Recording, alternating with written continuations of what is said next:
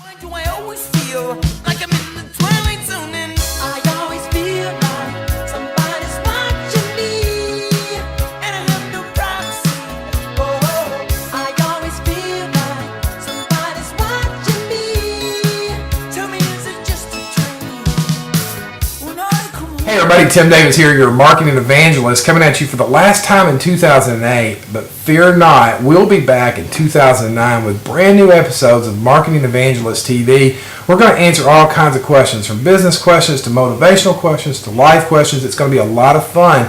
So if you have questions, you want to make sure you've got my email address, tim@coachtimdavis.com, and you email me those questions and I'll get them answered right here in brand new episodes of Marketing Evangelist TV. All brand new in 2009. But I thought for 2008, I was going to leave you with one of my favorite quotes from the Bible of all times. It's Proverbs 14:23. It says, "All hard work brings a profit, but mere talk only leads to poverty." And I got to tell you, that is so true. We've got to be people of action. So my question is, what actions and plans do you have to incorporate in 2009 that you didn't do in 2008 that will make a difference in your life and in your business? Great question, something you need to really think about. But we want to get to your questions that you've sent into me that we want to get answered right here on Marketing Evangelist TV. And I've got a little bit of time, so I want to get those answered. I've got some great questions today. The first one comes from John, and John is talking about adding value to his customers. He says, "Hey Tim, I love watching the episodes, but here's my problem and my dilemma. We seem like we have good value in our products and services, but it's not always well received by our customers. I like to bring them lots of value, but what exactly should I be doing in order to enhance the relationships and the friendships I have with my clients?" John, that's a great question, and I hear business people talk about adding value, adding value. Well, my question is, what the heck is valuable? See, what I might see as valuable is different than maybe what you see as valuable. So how do you know exactly what I value? Well, I think number one, you've got to ask the question. And the question is, what is your biggest problem, pain, or frustration with your business? That answer to that question will reveal what you could do to provide extreme value to your client. Let me give you an example. We just got done with Christmas and gifts and giving and friends and family and food and all the great things that go along with Christmas. And my wife said, "What was your favorite Christmas gift?" And I have it right here. This is it. And you say, well, it's a car charger. Yeah, it is a car charger, but it's a car charger to an iPod.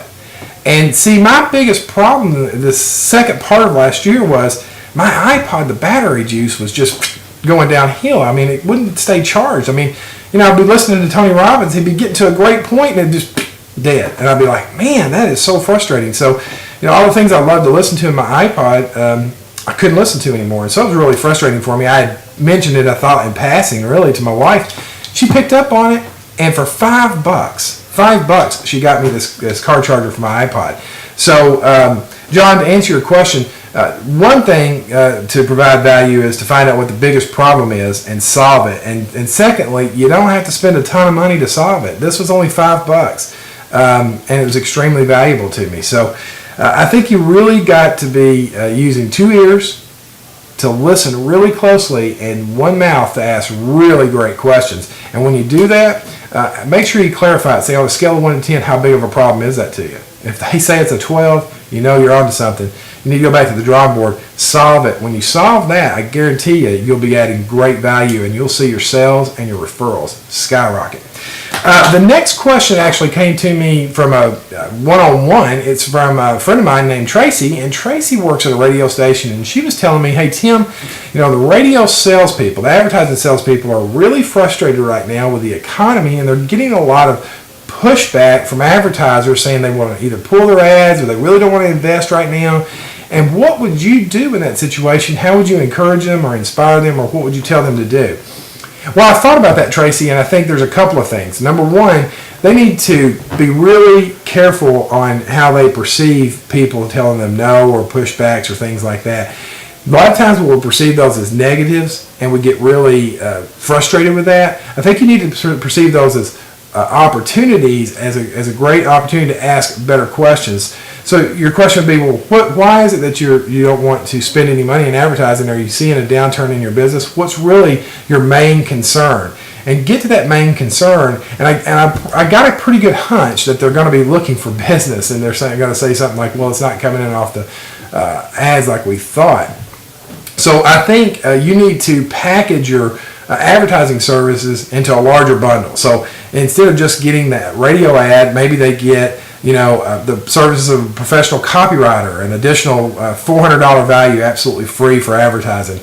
Maybe they get sales coaching for their team members, an additional $200 value, absolutely free for signing up. Maybe they get free web presence, another $300 value, absolutely free for signing up. So I think you bundle the services together, you attach dollar values to them. So a $2,000 advertising contract, they're only going to pay $2,000, but they're going to get $4,000 worth of value out of that. And here's how you do that. I think you get the team members around and you ask this question: what can we do for our clients that will enhance and help their businesses?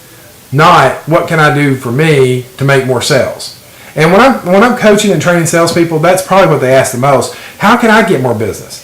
Well, you can get more business when you help your clients get more business. So you want to first ask the question of, how can I help my customer be better, feel better, do better? Be a giver. And I guarantee you, if you put together a meeting and you start collaborating, it'll be amazing what comes out of that, because it's truly better to give than receive.